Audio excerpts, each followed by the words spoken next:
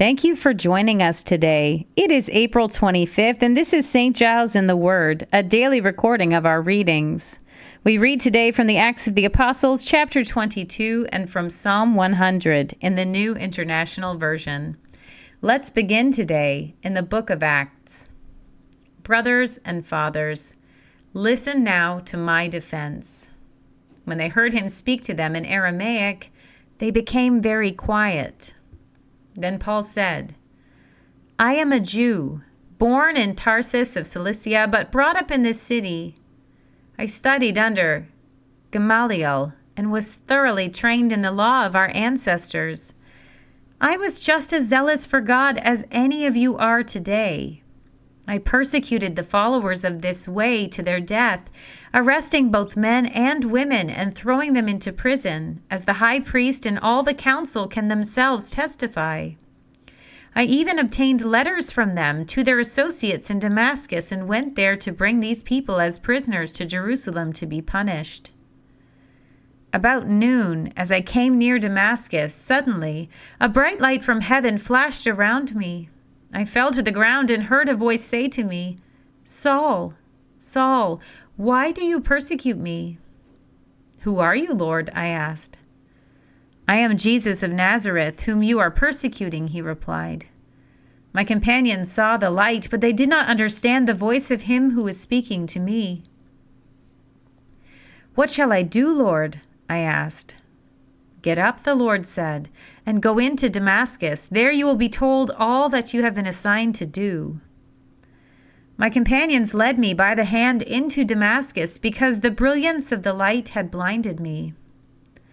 A man named Ananias came to see me. He was a devout observer of the law and highly respected by all the Jews living there. He stood beside me and said, Brother Saul, receive your sight. And at that very moment, I was able to see him. Then he said, The God of our ancestors has chosen you to know his will and to see the righteous one and to hear words from his mouth. You will be his witness to all people of what you have seen and heard. And now what you are waiting for? Get up, be baptized, and wash your sins away, calling on his name. When I returned to Jerusalem and was praying at the temple, I fell into a trance and saw the Lord speaking to me. Quick, he said, leave Jerusalem immediately, because the people here will not accept your testimony about me. Lord, I replied, these people know that I went from one synagogue to another to imprison and beat those who believe in you. And when the blood of your martyr Stephen was shed, I stood there giving my approval and guarding the clothes of those who were killing him. Then the Lord said to me, Go, I will send you far away to the Gentiles.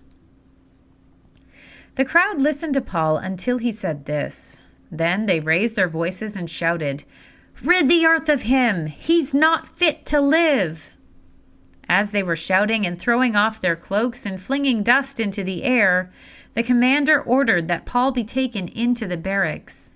He directed that he be flogged and interrogated in order to find out why the people were shouting at him like this. As they stretched him out to flog him, Paul said to the centurion standing there, Is it legal for you to flog a Roman citizen who hasn't even been found guilty? When the centurion heard this, he went to the commander and reported it. What are you going to do? He asked. This man is a Roman citizen. The commander went to Paul and asked, Tell me, are you a Roman citizen? Yes, I am, he answered. Then the commander said, I had to pay a lot of money for my citizenship. But I was born a citizen, Paul replied. Those who were about to interrogate him withdrew immediately. The commander himself was alarmed when he realized that he had put Paul, a Roman citizen, in chains. The commander wanted to find out exactly why Paul was being accused by the Jews, so the next day he released him and ordered the chief priests and all the members of the Sanhedrin to assemble. Then he brought Paul and had him stand before them. We turn now to Psalm 100. Shout for joy to the Lord, all the earth. Worship the Lord with gladness. Come before him with joyful songs. Know that the Lord is God. It is he who made us, and we are his. We are his people, the sheep of his pasture. Enter his gates with thanksgiving and his courts with praise. Give thanks to him and praise his name, for the Lord is good and his love endures forever.